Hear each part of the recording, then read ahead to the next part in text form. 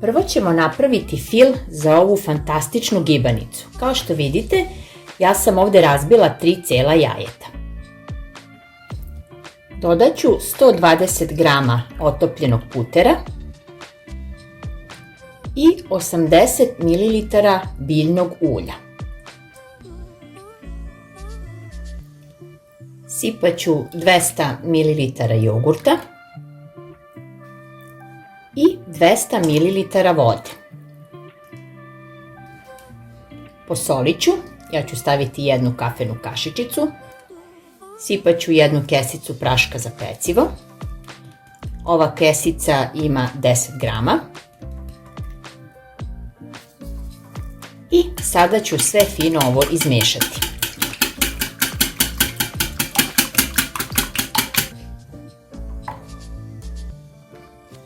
Uzmite jednu tepsiju, konkretno ova moja je prečnika 26, sipajte malo ulja, fino je nauljite sa svih strana, ovako ivice,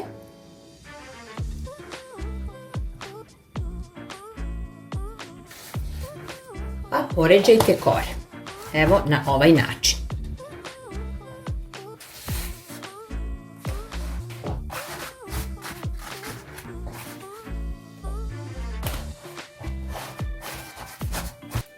Znači stavili smo 3 cele kore.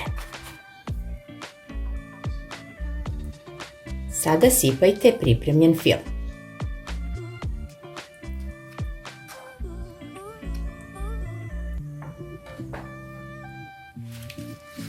Pa dalje nastavite da ređate kore na ovaj način. Znači samo ih jednostavno, evo ovako, zgužvate, mnogo ne gnječite, znači, i stavite u tepsiju.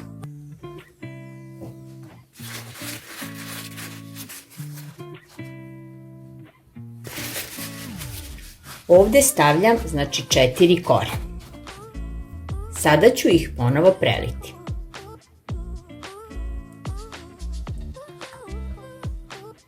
Otprilike ovako 2-3 ove kutlače.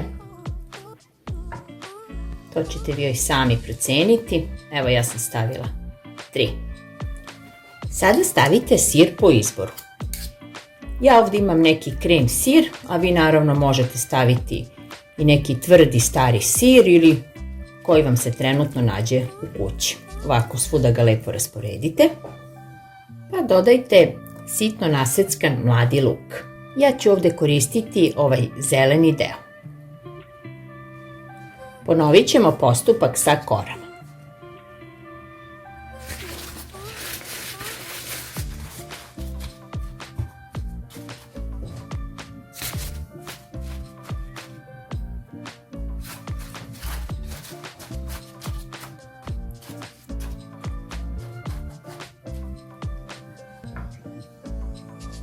Ponovo sipamo pripremljen fil.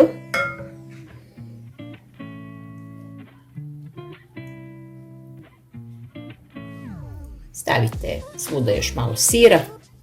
Ja ovdje imam 400 g sira, toliko sam kupila. Poređajte preostale kore. Meni su ovdje ostale još 2, pa sam ih ja ovako prepolovila. Evo da ovako lepo namestim. Znači ponavljate postupak, pogužvate te kore i prelivate sa pripremljenim filom.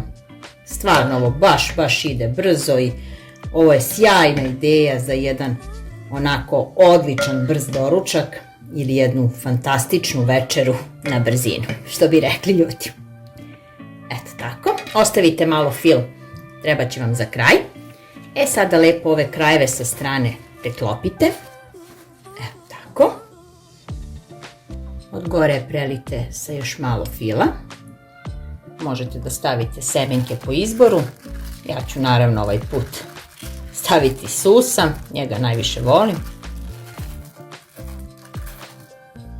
Pa ovako pripremljenu gibanicu pecite 35 minuta na 180 stepeni.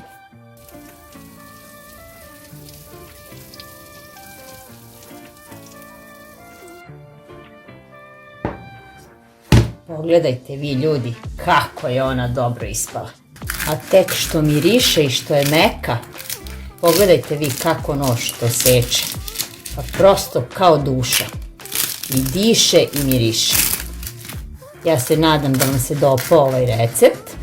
Ako ga pravite, ja vas čekam dole u komentarima u vezi svake nedoumice ili nekog pitanja.